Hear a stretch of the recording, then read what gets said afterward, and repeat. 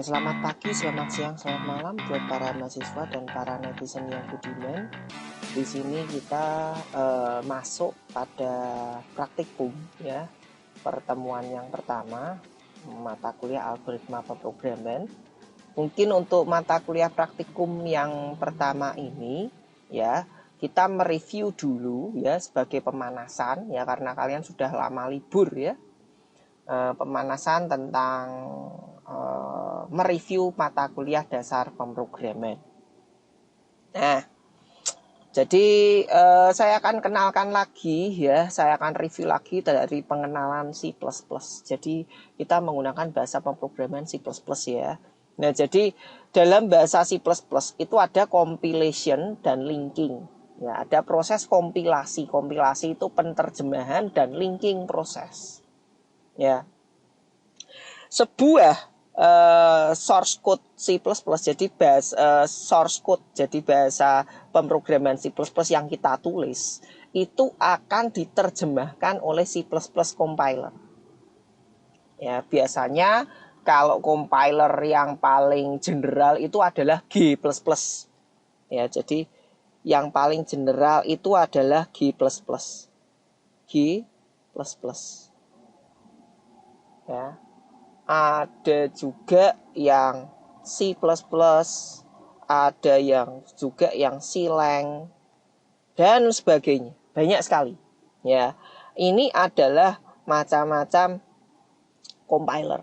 Nah, compiler itu akan merujuk pada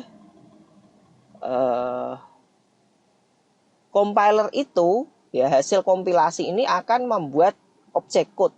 Ya, akan membuat objek code. Nah, objek code itu, objek-objek kode ini akan di-link oleh linker, dihubungkan oleh linker, sehingga menjadi executable program. Jadi, linkernya itu menghubungkan objek code dengan library objek code. Library objek code itu yang ada di dalam include stdio, include macam-macam. Nah, itu library-nya. Nah, itu dikonekkan. Karena sebetulnya kita belajar bahasa pemrograman itu tidak yang C++ itu tidak bahasa pemrograman yang tingkat rendah ya. Jadi sudah ada library-nya. Apalagi kalau kita menggunakan Python. Nah, itu sudah bahasa tingkat tinggi ya. Itu lebih lengkap lagi ya, kita tinggal banyak pakai, kita sudah dimudahkan ya. Nah, itu jadi hasil dari executable file itu nanti bisa .exe atau .out ya, pada sistem operasi berbasis Unix ya, yaitu Mac atau Linux. Lalu yang berikutnya preprosesor ya. Preprosesor itu apa? Preprosesor adalah arahan yang memberikan instruksi kepada compiler untuk memproses informasi sebelum kompilasi dimulai. Semua arahan preprosesor ini dimulai dengan tanda pagar. Ya, ini contohnya yang ini ya. Ada include, define, ya, if, else, line, dan lain sebagainya. Dan hanya dipisah dengan spasi. Arahan preprosesor bukan satu statement atau pernyataan C++, jadi tidak diakhiri dengan titik koma. Ya, ini beda ya. Statement sama preprosesor. Statement itu perintah, kalau preprosesor itu instruksi pada compiler untuk memproses sebelum kompilasi dimulai. Berarti diperhatikan lagi ya, diproses sebelum kompilasi dimulai. Tapi kalau statement ini diproses waktu kompilasi. Ada istilah lain makroprosesor atau makro saja. Ya, ini ada preprosesor yang banyak digunakan dalam bahasa C++. Lalu yang berikutnya, struktur program bawaan C++ dengan code block. Ya, jadi kita akan pakai code block ya. Ada include IOStream. Jadi ini adalah pustaka, library. Ada using namespace std, ini harus ada jika kita menggunakan IOStream. Ini saling berhubungan untuk cout dan cin.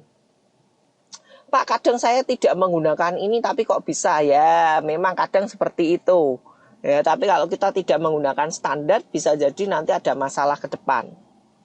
Nah, integer main ini adalah badan atau inti utama, atau disebut integer itu sebetulnya adalah fungsi. Fungsi yang bertipe integer.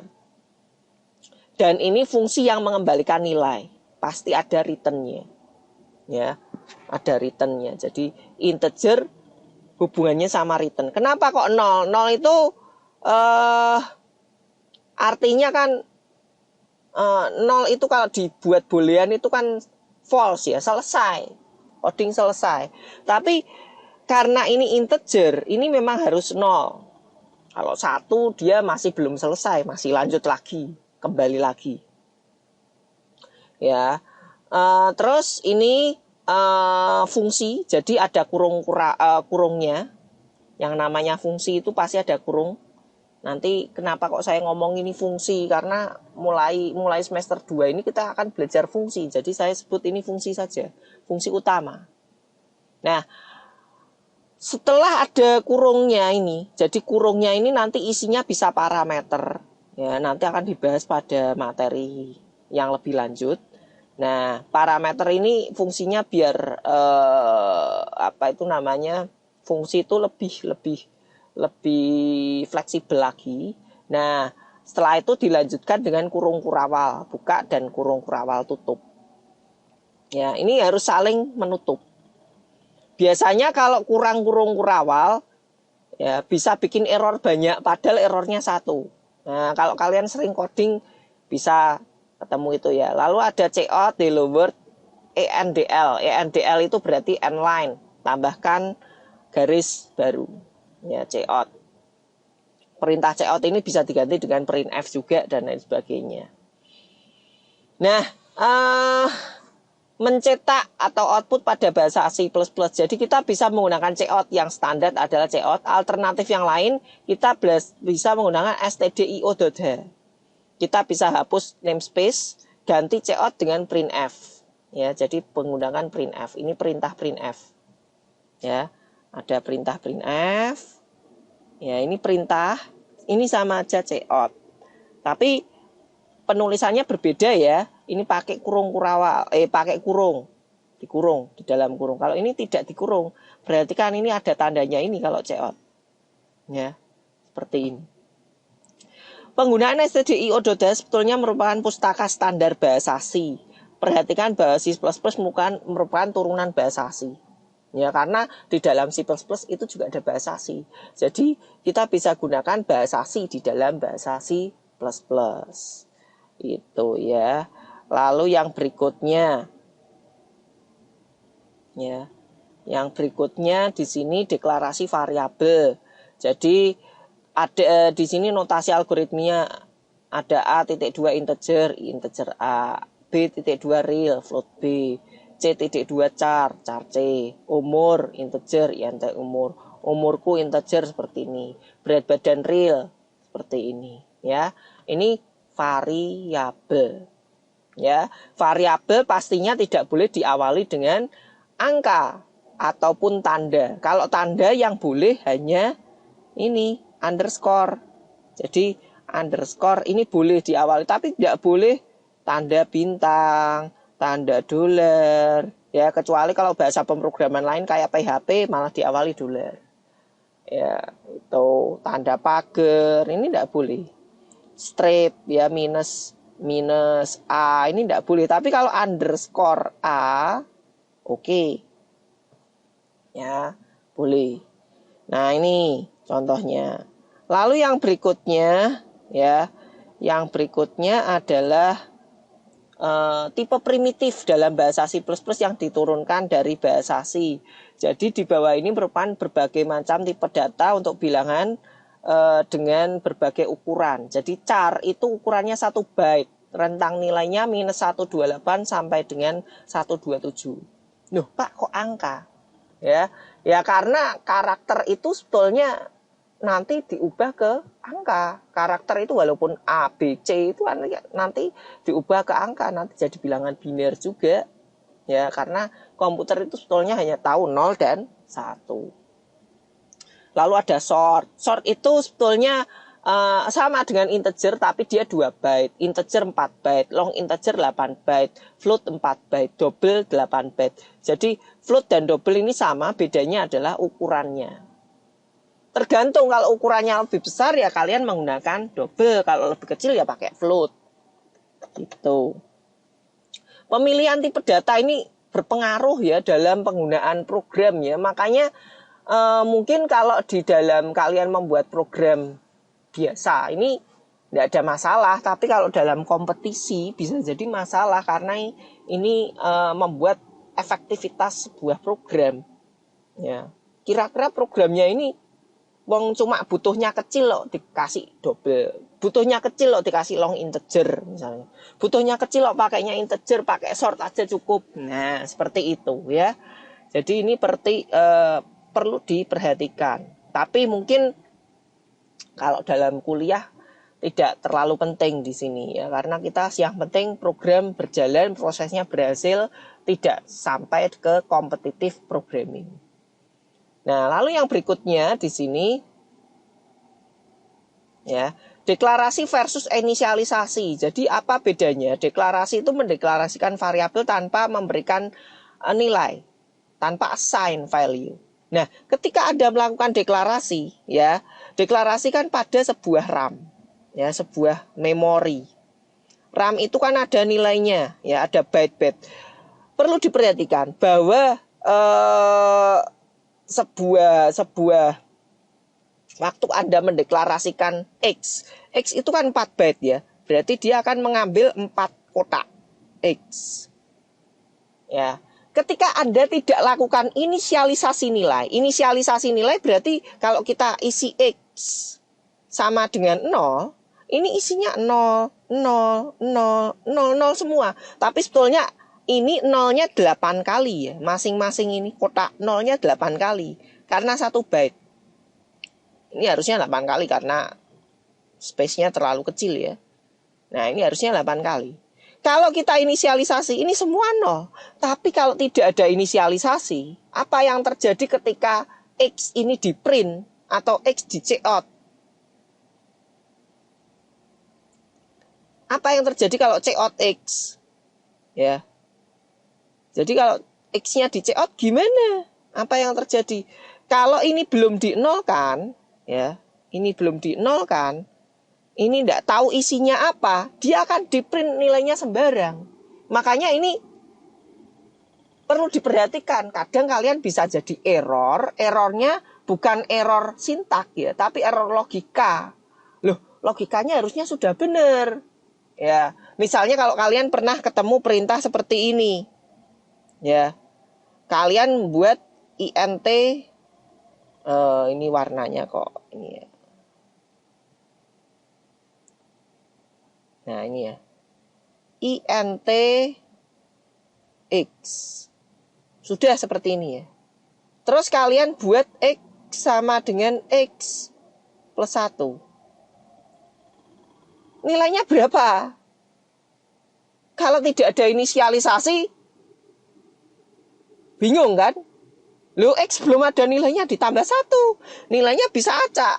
Karena ini nilai yang ada di sini kita tidak tahu. Bedanya inisialisasi sama deklarasi. Kalau deklarasi cuma ngecup tempat dia ngambil nilai pada memori. Kalau inisialisasi sudah dimasukkan nilainya. Itu ya. Ini tipe datanya. Jadi kalau di dalam bahasa C harus ada tipe datanya. Mungkin kalau bahasa pemrograman lain seperti Python, seperti PHP, dia tidak pakai ini, tidak pakai tipe data, langsung aja nilainya, otomatis dia bisa tahu. Ya, tapi kalau di bahasa C++, dia harus pakai tipe data. Oke, saya lanjut lagi ya. Di sini ada inisialisasi, lalu ada assignment ya, assignment ke variabel. Anda tentunya tahulah kalau ini ya, A sama dengan 10, umur sama dengan A, ini kan assignment. Lalu komentar ya, komentar di dalam bahasa C ada 2 macam, pakai double slash ya. dan slash bintang bintang slash. Ini fungsinya untuk apa? Dokumentasi, ya, memberikan keterangan. Nah, ini kadang kalau kalian mungkin pernah ikut, enggak tahu ya, kalau kalian ikut kelas saya dulu, ya, itu UASnya suruh bikin video. Nah, dia pinter, videonya dikasih komentar, tapi ya kalau dia cuma baca tok ya enggak mudeng. Ya, jangan cuma baca komentar aja. Itu. Terus yang berikutnya, ada juga operator logika ya. Nanti kalian bisa pelajari lagi ya, diingat lagi ya. Ada AND, ada OR, ada NOT, ada SOR ya. Jadi SOR itu harus hasilnya apa ya? Kalau AND itu kan true and false, jadinya false. Ya. Biasanya saya menjelaskan dengan logika apa ya namanya ya? Logika dengan madu dan racun. Ya. Jadi madu itu satu atau true, racun itu false. Ya. Madu dan racun. Kalau di dan berarti madu dan racun jadinya racun. Tapi kalau ada pemilihan madu or atau racun, kalau kalian normal pasti milih madu, nggak mungkin milih racun, kecuali mau bunuh diri, ya kan? Jadi kalau N sama or beda, madu dan racun jadi racun, madu or racun jadinya madu. Itu ya. Kalau ini hasil dari 3 lebih besar dari 10, ini false ya. 10 lebih kecil dari 4, false juga. Or false ya, racun atau racun ya racun, karena dua-duanya racun. Kalau ini not, 10 tidak sama 10 sama dengan 3, false, dinotkan jadi true. Eksklusif or itu kalau 1 sama 1 jadi 0, 0 sama 0 itu jadi 0. Kalau dia 0 1 jadi 1, 1 0 jadi 1. Nah, seperti itu. Nah, ini ya operator logika contohnya. Ini ya, contoh perhitungan. Hasil logikanya nanti kalian bisa coba di sini ya codingnya. Nah, ini ya saya ada contoh di code block ya. Nah, ini kurang lebih ya. Kalau saya kerjakan, diberikan contoh di code block, di sini ada bool ya, boolean, operan 1, operan 2 ya, operan 1 itu true, operan 2 false, hasil logikanya ya. Ini kalau operan 1 dan operan 2 saya jalankan. Nah, ini saya jalankan langsung aja ya biar kelihatan ya. Ini munculnya 0. 0 itu sama aja false ya, karena true and false ya, madu dan racun jadinya racun. Lalu false and true. Ya, ini SOR ya. False and true jadinya false ya. False dan true, false or true jadinya ini ya. Jadinya 1 ya, karena SOR itu memang berlaku seperti itu ya. Jadi SOR itu akan bernilai ini. Ini ya. Jadi SOR itu akan bernilai 1 jika 1 0 atau 0 SOR 1. Ya. Tapi kalau 0 ini sama dengan 1 ya. Sama dengan 1, ini 1. Ini kalau ini 0, ini hasilnya 0. 1 SOR 1, ini hasilnya juga 0 juga. Ya, itu untuk SOR. Ya, karena prosesnya ketika false dan true, ya, ketika false dan true ini di N-kan, hasilnya akan 0. Ya, 0 and true, ya jadinya 1. Lalu ini dibalik ya. Kalau ini tadi kan ada urutannya. Jadi kalau ada N dan SOR, ya ada N dan SOR, itu yang dikerjakan adalah yang ini dulu. Ya, yang ini dulu. Warnanya ini ya. Yang ini dulu yang dikerjakan. Ya, yang SOR dulu yang dikerjakan. True, ya 1 SOR 1, ini kan hasilnya 0. ya, atau false. 0 dan 0 hasilnya 0, betul ya. Ini jadi masuk ke sini. Betul, sudah betul 0. Terus ini kalau kita kasih false and true or true. Ya, jadi ini kalau ada kurungnya yang dikerjakan or dulu baru n. Ya. Or dulu. True and or true jadinya true. Berarti ini 1, ini 0. 0 dan 1 jadinya 0. Sudah betul. Ya, coba ini saya akan ubah ini ya. Saya akan ubah ini.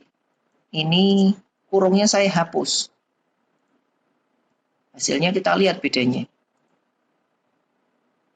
Kita lihat bedanya. Nah, yang ini 1. Karena yang dikerjakan n dulu. Prioritasnya di n dulu. Ya, jadi kalau ini 0, ini 1, hasilnya kan 0. Ya, hasilnya adalah 0. Di OR 1. Ya. OR 1. Saya kasih angka 1. Berarti ini hasilnya adalah 1. Nah, ini sudah sesuai. Ya. Sudah sesuai ini. Nih, ya. Sudah sesuai. Oke ya, itu untuk boolean. Ya, untuk operasi logika. Oke, yang berikutnya di sini operator ya. Terus di sini ada ekspresi aritmatika. Nah, ini penyederhanaan ya. Ini sama aja sebetulnya ini plus nilai plus sama dengan 10 ya. Ini kan sama aja ya. Nilai plus sama dengan ini kan sebetulnya sama aja, setara dengan ini aritmatika. Saya kira ini mudah ya. Lalu increment versus decrement. Ya. Jadi increment jadi I++, ya jadi di sini Anda bisa lihat ya, I++, I sama dengan I plus 1, itu bisa ditulis dengan I++, ini sama aja. Ya. Ini juga decrement, kalau decrement kita tulis I-1, I-min. Ini increment, decrement, ini sama. Ya, sama. Terus tapi ya ada tapinya. Di sini ada dua versi nih. Kita lihat ya, di sini ada versi I++ sama plus I. Ya. Kalau kita menggunakan I++, kita lihat ya contoh yang ada di sini ya. I-nya sama dengan 1, ya. J sama dengan I++. Berarti prosesnya di sini J sama dengan 1 dulu. Baru I sama dengan I plus 1. Ini kalau I++. Berbeda kalau kita menggunakan plus I. Ya, plus I. I-nya sama dengan 1. Ini langkah yang berbeda di sini. I-nya kita plus dulu. I sama dengan I plus 1. Selanjutnya, di sini kita bisa tambahkan J sama dengan I. Ya, makanya di sini nilainya 2 dan di sini 2. Kalau yang ini nilainya 1 sama 2. Ya, ini perbedaannya untuk yang ini I++, kalau yang ini plus I. Ya. Nah, lalu yang berikutnya di sini kita bisa lihat ya operator penyederhanaan tadi, contoh operator penyederhanaan, contoh yang tadi. Terus di sini ada analisis kondisi dan pengulangan. Saya kira ini cukup mudah. Ya, saya kira ini cukup mudah. Kalian bisa lihat di sini ada if, ya, kondisi, ya. Ini untuk satu kasus, ya, untuk satu kasus. Ya, jadi untuk satu kasus Anda bisa menggunakan if saja, if A besar dari 0, cout A, misalnya seperti ini. Terus ini kalau menggunakan dua kasus komplement kalau tidak if, ya lawannya else. Jadi kalau tidak memenuhi di if, dia akan masuk ke else. Nah, sedangkan ini contohnya kalau yang ini. Jika ini akan bernilai yang akan masuk ya, ini kalau minimal 1 atau lebih. Kalau yang else itu adalah 0 ya, atau kurang dari 0. Ini akan masuk ke tidak. Itu ya, komplement. Jadi otomatis ini adalah A lebih kecil sama dengan 0. Itu masuk ke else. Karena yang masuk ke if adalah A sama lebih besar dari 0. Tuh. Oke, lalu yang berikutnya di sini bisa kita lihat untuk ternary ya, ternary operator ini sebuah bentuk penyederhanaan analisis kasus ya. Kita bisa menjadikan analisis kasus dalam sebuah ternary operator. Jadi di sini kita butuh 3 variabel ya. 3 variabel atau satunya ini bisa konstanta di sini. Ya, jadi S sama dengan X lebih besar dari 0. Ya. Operatornya ada 3 ya, lebih besar, tanda tanya, dan titik 2. Ya. Jika X lebih besar dari 0, maka jawabnya adalah ya. Ya akan masuk ke S. Jika tidak, ya, ini akan berkata tidak. Nah, apa yang terjadi kalau X ini tidak ada isinya? Tadi saya sudah menjelaskan, ada inisialisasi, hanya ada deklarasi. Ya, kita tidak tahu isi dari ini ya. Misalnya di sini kita punya intx, artinya kita mendeklarasikan sebuah variabel. Di sini ada RAM, masing-masing ini 1 byte ya. Nah, X ini ada berada di sini. Ini adalah X. Nah, kita tidak tahu isi dari ini. Berapa nilainya? Nilainya ini bisa lebih besar dari 0, bisa jadi lebih kecil dari 0. Karena kita tidak tahu, ya ini bisa jadi nilai random. Akhirnya apa? Ketika kita tidak menggunakan, tidak melakukan inisialisasi, jadi bahayanya ya jika tidak ada inisialisasi akan terjadi error logika. Ya, coding ini kalau Anda jalankan ini tidak akan menghasilkan error. Ya, kita coba deh, kita coba. Saya buka code block aja. Sini, saya hapus dulu. Ya, saya hapus dulu. Saya akan coba jalankan yang ini ya. Pindah ke sini.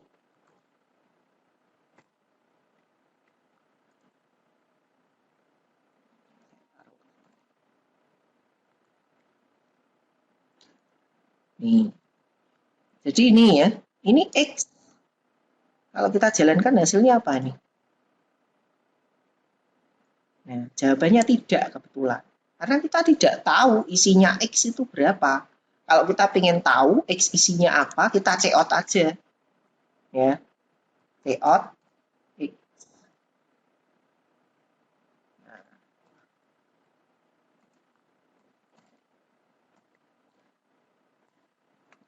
Kita tidak tahu karena ini belum di inisialisasi. Nah, ini kebetulan nilainya sih 0. Ya, seperti itu. Ya. Oke, lalu yang berikutnya, ya saya kembali lagi ke slide. Nah, ada juga analisis banyak kasus ya. Analisis banyak kasus itu bisa menggunakan if, else. Ya, atau Anda bisa juga menggunakan switch case. Nah, bedanya apa switch case dengan if else? Kalau if else itu kalian bisa menuliskan banyak di dalam if ya, di dalam if itu bisa terdiri dari banyak operator. If A lebih besar dari 0 dan B lebih kecil, lebih besar dari 5 dan seterusnya. Ya. Di sini ada banyak operator. Ya, jadi untuk kasus yang kompleks itu if bisa digunakan. Nah, ini berbeda ketika kita menggunakan else, switch case. Ya. Kalau switch case, nilai yang ada di sini adalah nilai konstan. Ya. Switch A. Jadi kalau ini switch-nya, mari saya hapus dulu. Jadi ini. Jadi switch name-nya A. Nah, A. A ini bernilai konstan. Di dalam ini tidak bisa diberikan operator-operator seperti if seperti ini. Ya, tinggal A itu nilainya 1, 2, 3, dan seterusnya. Sedangkan default ini sama saja dengan L. Nah, terus ada fungsi break di sini. Fungsi break fungsinya untuk apa? Ya, break ini fungsinya untuk menghentikan aksi. Ya, jadi kalau kita sudah masuk case 1, kalau tidak ada breaknya, dia akan menjalankan aksi 2, aksi 3 sampai dengan aksi N. Nah, kita coba ya. Kelihatannya ada juga yang belum pernah mendapatkan switch case. Jadi mungkin saya perlu demokan. Ini. Nih, saya pindah dulu ya. Saya taruh di sini. Ya, jadi di sini saya punya INTA. Ya. Saya buat check-in A. Ya. Terus saya bikin switch A. Ya. Kita lihat saya. Nah, ini ya, switch. Terus pakai kurung perawal, nilai konstannya apa? Ya, switch A, jangan lupa di sini ada case 1. Ya. Cout misalnya ya. Kita mengubah angka aja jadi hari. Senin. Saya tambahkan seperti ini. Terus saya kasih break. Ya. Terus case 2. Ini saya copy aja.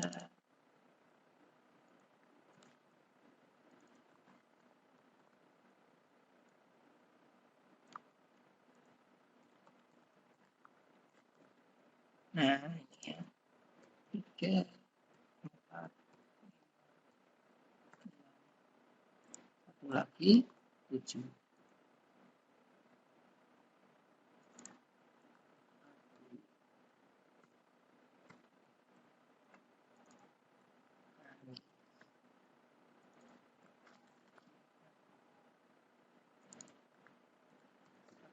Tuh, ini. Coba ya, saya jalankan. Ini ya. Ini dia minta check-in, saya isi 3, hasilnya Rabu. Ya. Tapi kalau kita coba, ini isinya 10 ya. Saya isi 10, ya dia tidak muncul apa-apa. Karena di sini tidak ada nilai default. Ya. Kita kasih default.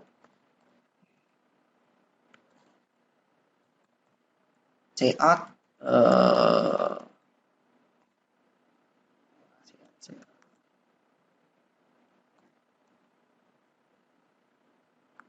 masukkan nilai 1 sampai 7. Ini 10. Bentuknya seperti ini.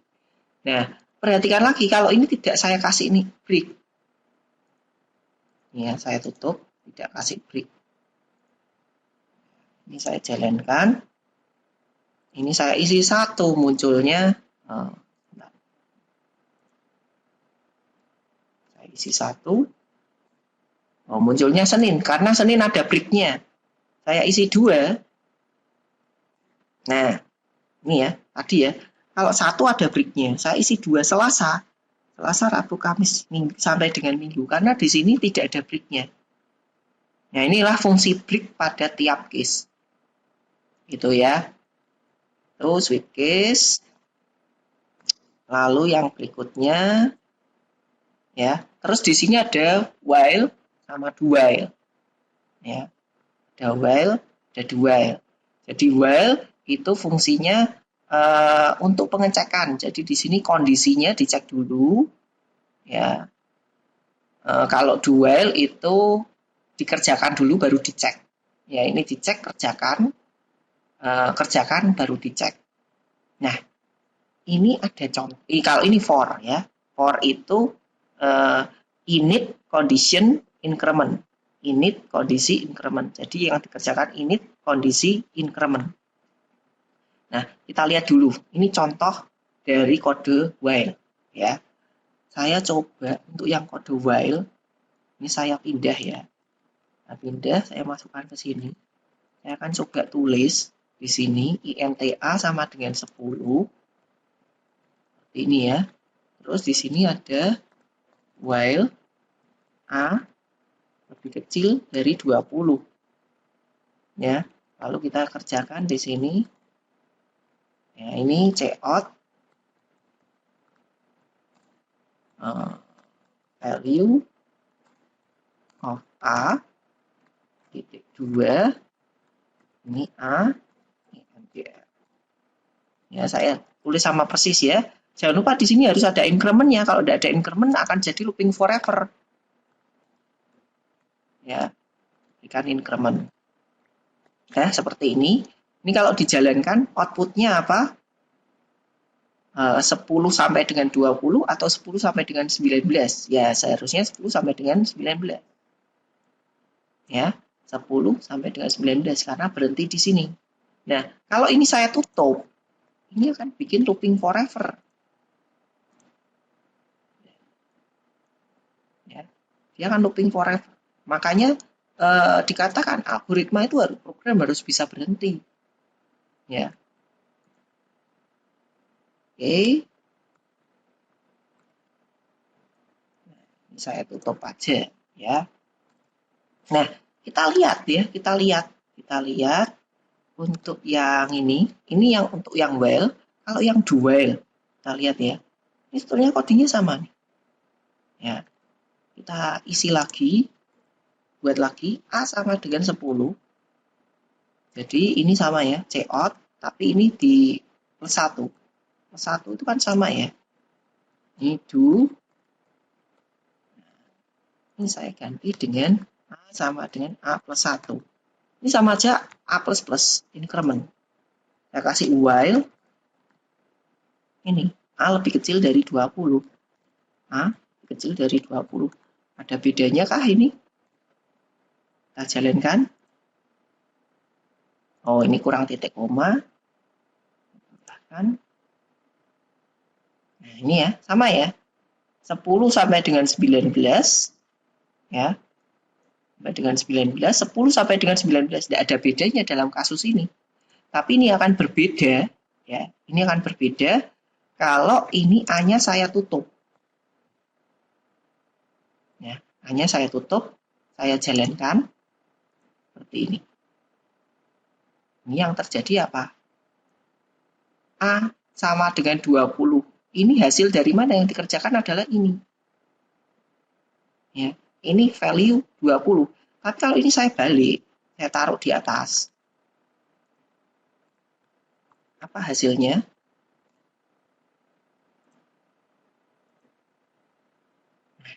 Dia hanya sampai dengan 19. Beda ya. Jadi while sama do while berbeda. Ya, jadi tergantung kasusnya. Ya, tergantung kasusnya. Oke, saya kembalikan lagi. Nah, ini do while. Terus di sini adalah for. Jadi for ini dari init ya, dari inisialisasi dia akan ngecek ya kan. A 10, A lebih kecil dari 20, lalu dia dikerjakan. Ini kan. Jadi dia akan berasal dari ini, dikomparasikan ya. Kondisikan. Sesuai enggak? Kalau sesuai, kerjakan ini. Ya. Baru yang terakhir dilakukan ini. Ini. Ya, kerjakan increment. Jadi ini kerjakan di increment. Nah, kalau sudah tidak memenuhi, ya selesai loopingnya. Nah, Kapan kita menggunakan for dan kapan kita menggunakan while? Kalau for itu lebih dirancang untuk membuat looping yang lebih urut, relatif urut. Walaupun kadang itu kita bisa membuat looping seperti ini. For titik 2 ya. Nah, seperti itu. Ya, kita coba tuliskan di code block deh. Nah, ini saya hapus saja dulu. Nah, ini saya pindah.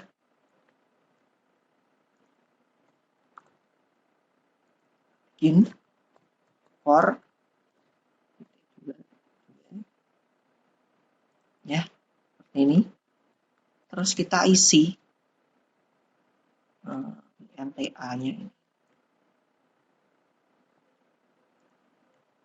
Ya, kita samakan nih. Nah, ya. Terus kita bisa berikan di sini if ya A lebih besar dari 20.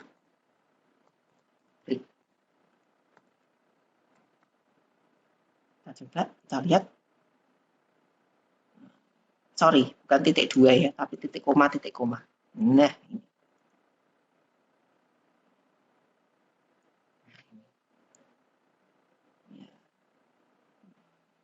Ini munculnya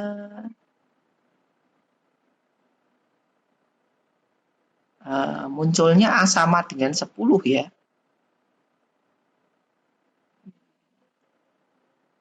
Nah, ini karena A lebih kecil dari 20 ya.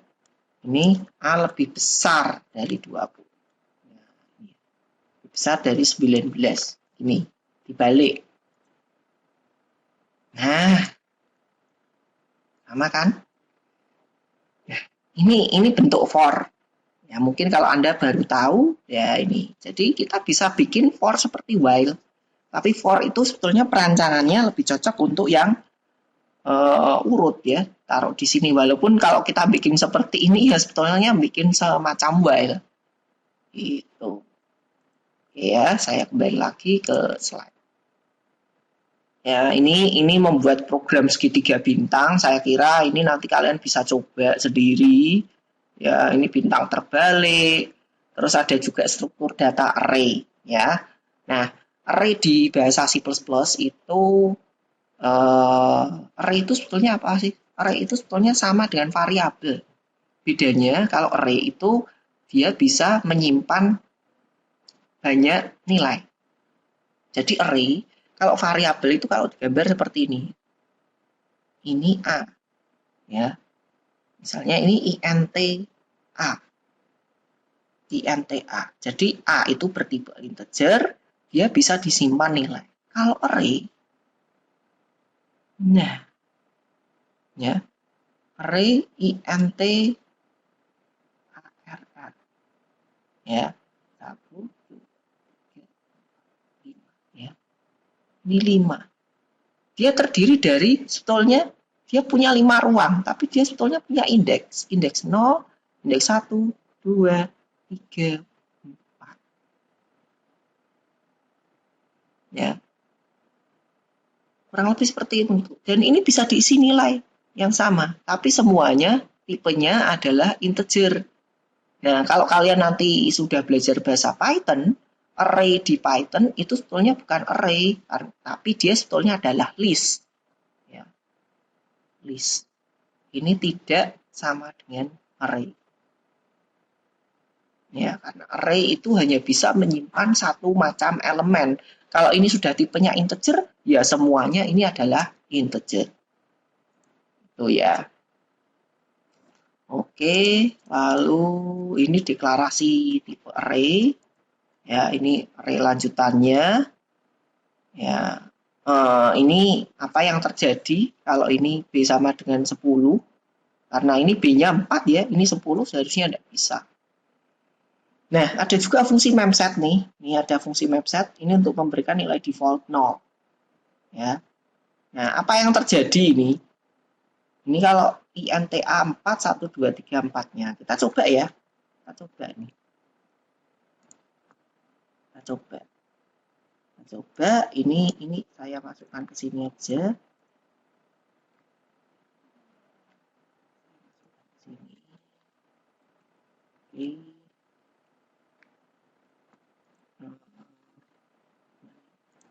Ini ya.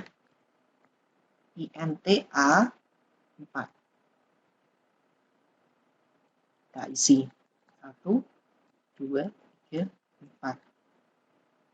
Ya. Lalu kita for INTI sama dengan 0. I lebih kecil dari 4. Koma I plus plus. Cout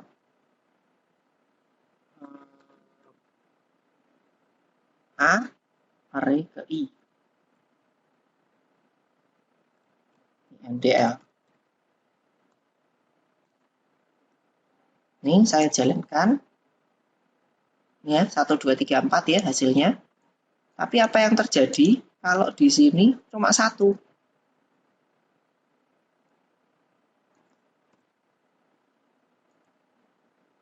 Nah, ya ternyata hasilnya 0. Karena ketika 1 ini yang diisi hanya 1. Ini tidak terus semuanya ini nilainya 1, enggak ya. Tapi yang diisi hanya indeks yang pertama. Ya. Tuh untuk array. Lalu ini ya, ini untuk array 2 dimensi. Saya kira kalian juga bisa melihat apa itu namanya? Ini mereview aja dashboard ya. Jadi 32 ini artinya ini baris. Baris. Ini kolom. Ya. Baris itu ini. 1, 2, 3. Nah, kolom itu yang ini. 1, 2. Ya. Jadi 0,01, 0,1, 2, 1,0, 3, 1,1, 4, 2,0, 5, 2,1, 6. Sama. Ya. Oke, terus yang berikutnya.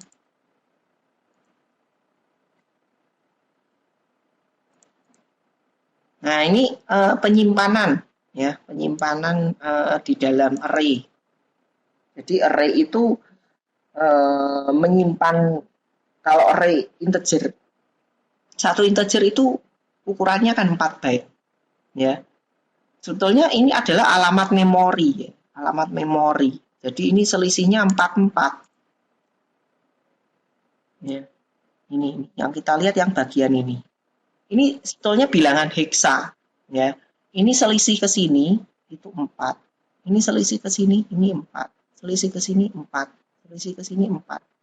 Nah, bilangan heksa itu dari 0 sampai dengan F.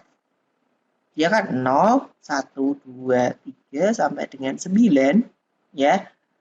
A itu sama dengan 10. B sama dengan 11. C itu sama dengan 12. D itu 13. E itu 14. F itu 15. Jadi F itu adalah 15. Makanya dia akan balik lagi ke 0. Habis C 0 lagi tambah 4. Nah, tapi nilainya ini berubah. Yang tadinya A menjadi B. Itu ya. Jadi ini untuk bagaimana array itu disimpan. Nah, lalu yang berikutnya di sini ya, kita bisa lihat ya, mungkin kalau ada pertanyaan ya. Nah, ini nanti kalian bisa coba sendiri ya.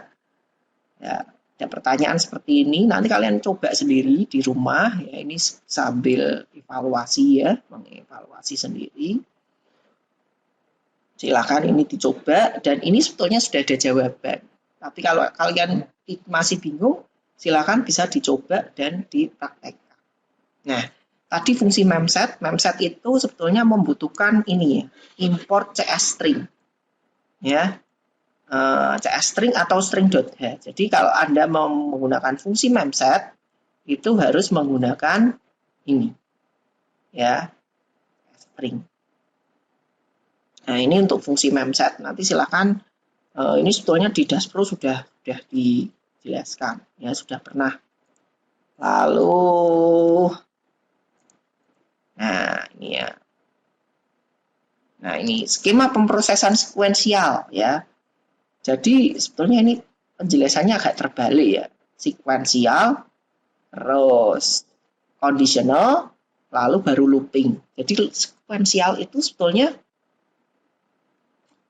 proses yang dilakukan secara terurut ya, dari atas ke bawah. Tapi kalau kita belum mengenal looping, sekuensial itu ya membaca ya. Kalau ini ada biasanya kalau di dalam code block ini kan ada line code-nya ya, 1, 2, 3 dan seterusnya.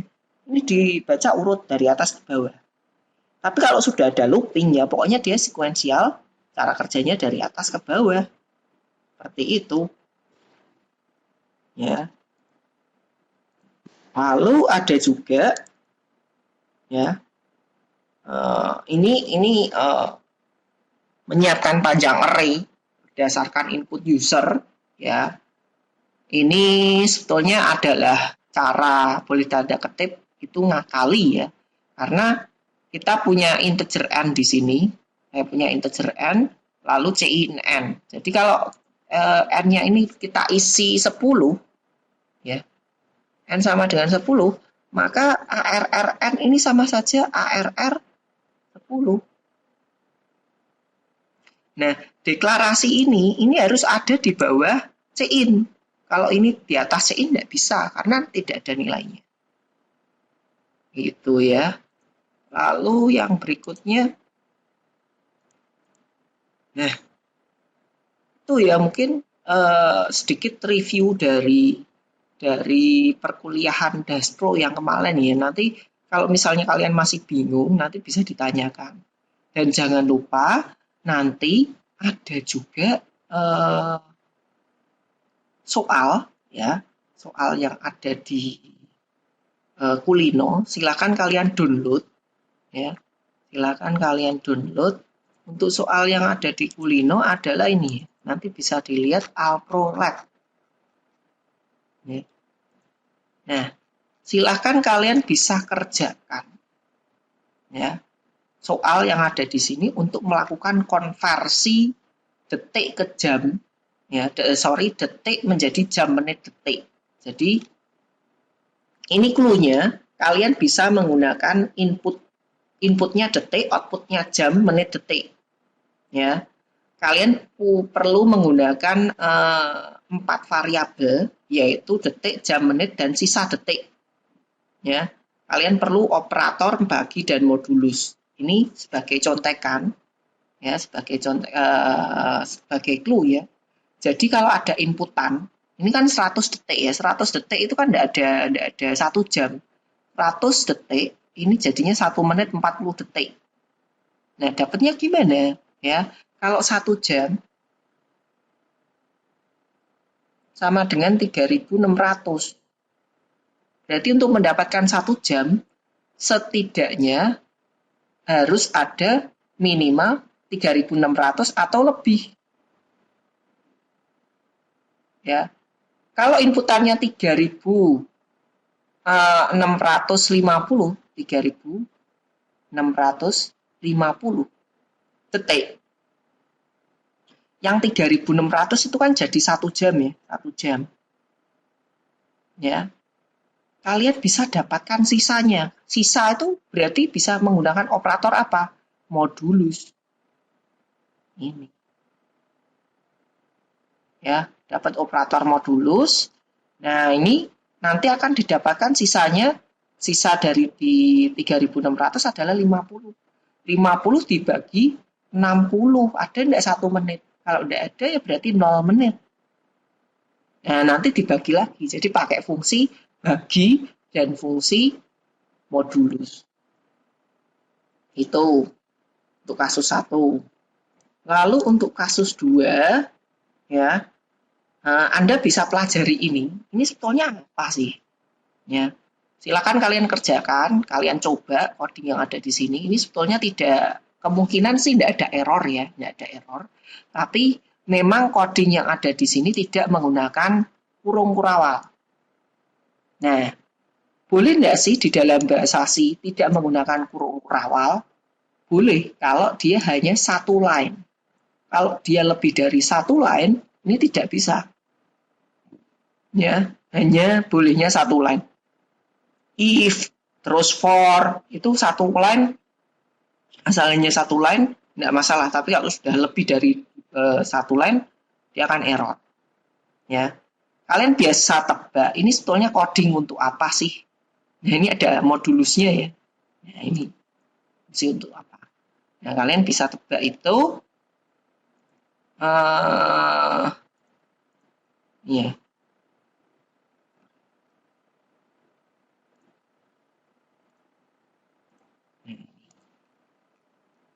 Jadi kalian coba, ini kan ada X ada Y, output programnya itu apa sih? Ya, kalian coba, kalau nilainya X-nya 10, Y-nya berapa, nanti hasilnya berapa. Kalian coba ya. Nanti kalian lihat ini cara kerjanya bagaimana, alur programnya. Lalu kira-kira judulnya apa? Ya.